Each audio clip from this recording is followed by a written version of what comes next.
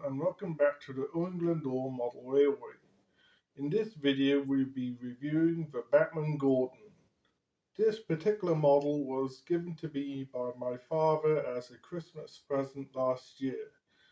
He purchased it for, I think, was about £110 from the Tootley Thomas website, which he said was an excellent price. With that said and done, it's time to take Gordon out of the box and bring the camera up close and personal and show the details of this fine locomotive. There he is, the Bachmann Gordon up close and personal, and the details and accuracies to the show is very high. The details are just simply outstanding. Let's begin with his face, which is highly detailed and very accurate to the show. His buffer beam. The side view is if the livery is well represented and well applied. The blue is just simply beautifully done here. His cab, is just a sight to behold. You can just imagine watching the original TV show and enjoying this Gordon as it is. The lining is simply outstanding. The wheels, the drawbar, the cylinder is just perfectly done. And then we go on to his tender. Again, excellent. You just wouldn't have thought that this Gordon was highly accurate to the TV show. It goes all the way around and the details are just simply perfect. As I said in my review of the Bachmann Henry, for the models that the Gordon and Henry share the same chassis. If you remove the little pilot wheel just below Gordon's cab, you pretty much have Henry chassis. That's the only differences between the Bachmann Gordon and the Bachmann Henry. But apart from that, they are maybe both different locomotives, but in some places they're pretty much the same for the Bachmann models. In real life, they're pretty much different locomotives, but I can understand why Bachmann did that. It doesn't make much difference in the details, and it still is an exquisite model.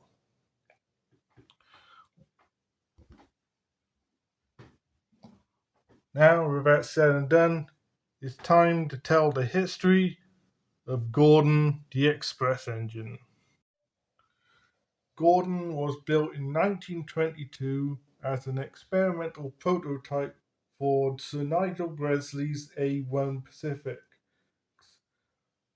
tasked with performing passenger services between London and York.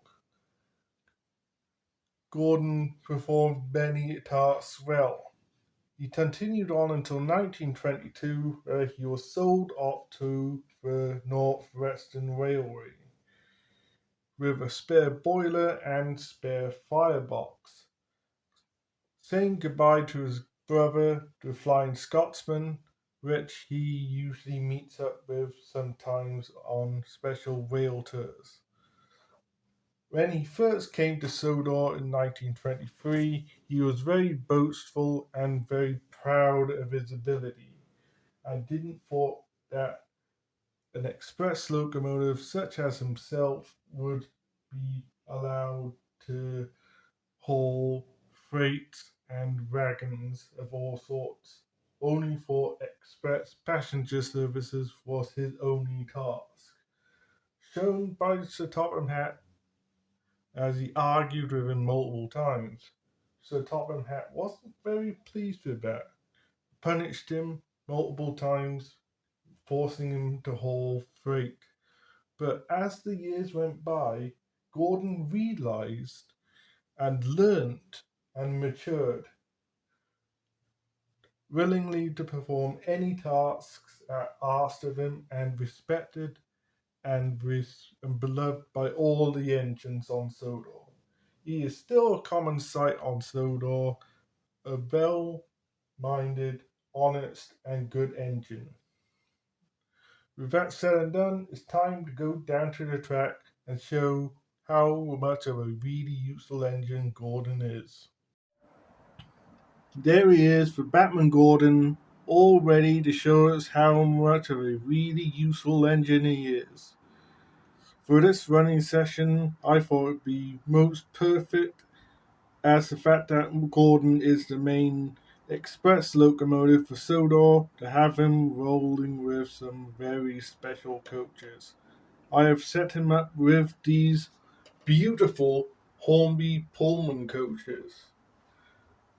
The details are as exquisite as Gordon himself, and I would think Gordon would approve very much to be pulling these beautiful coaches. Joining him is James with some classic blood and custard coaches. As well as that, we have Percy with Annie and Clarabelle. This is going to be a very enjoyable and relaxing running session. Now it's time to let these engines show us how really useful they can be.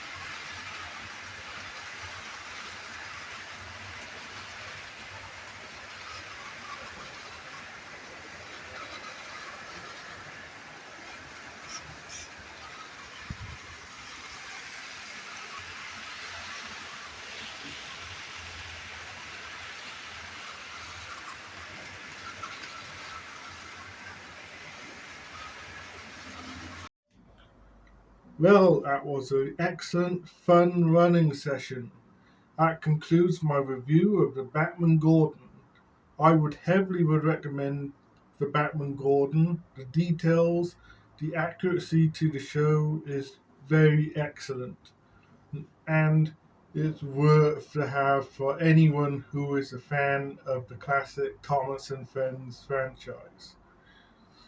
If you like this video, please like, share, and subscribe to the Lone Ranger Motoring channel. With that said and done, see you next time.